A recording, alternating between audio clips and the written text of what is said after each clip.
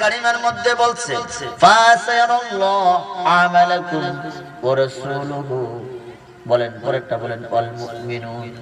হাফেজ সাহেব আপনি আমার আয়াত কি ঠিক আছে? ওই আয়াতে আল্লাহ বলছেন দুনিয়ার যা কিছু হয় আমি আল্লাহ দেখি রে, আমার বন্ধু দেখে, যারা ওলি যারা মুমিন তারাও দেখে। জোরে বলা যাবে না সুবহানাল্লাহ? আমার আল্লাহ কয় আমি দেখি, আমার বন্ধু দেখে, ওলি আল্লাহরা দেখে। তাহলে আমার নবী রওজা দেখে আমাদেরকে দেখেনি? আরে জোরে আওয়াজ করেন দেখি দেখে। আয় হায় ফাইন রাআইতু ফিহা খায়রান হামিদুল্লাহ। হাদিসের মধ্যে আছে উম্মত যে আমল করে নবী দেখে হাসে, খুশি হয়ে যায়, শুকর আল্লাহর আদায় করে। আর যে উম্মত গুনাহ করে তার পক্ষে ফাস্তাগফিরুল্লাহ, আল্লাহর দরবারে তওবা করে রওজার মধ্যে থেকে দেখে নবী আমার কান্দে। এই কান্না দেখলেন মনসুর হাল্লাজ কয় নবীজি গো কেন কান্দেন? দুনিয়ার উম্মত কথা শুনে না, অন্যায় করে, অবিচার করে, বিভিন্ন গুনাহে লিপ্ত হয়ে থাকে। এই তাদের আমলনামা আমার কাছে জমা দেওয়া হয়, আমি এগুলো দেখি, দেখে আমার কলিজায় মানায় না মনসুর, এর জন্য আমি কান্দি। মনসুর এই দেখার পরে স্বপ্ন ভেঙে গেলেন মনসুর যখন স্বপ্ন ভাঙলেন, ভাঙার পরে বাজারের দিকে দৌড়াইতেছে মনসুর। বাজারে দৌড়াইয়া যায় আর মনসুর বলে কান্দায়ো না,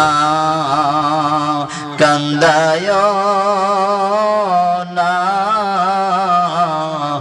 আমার নবী রে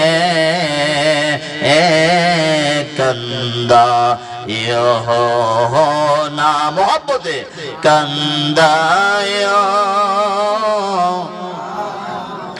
নবী রে, নবী রে কান্দাইলে কাঁদবা কবরে, নবী রে কান্দাইলে কাঁদবা হাসরে। বন্ধু নাই রে, বান্ধব নাই রে কবরে, ঠিক কিনা বলে?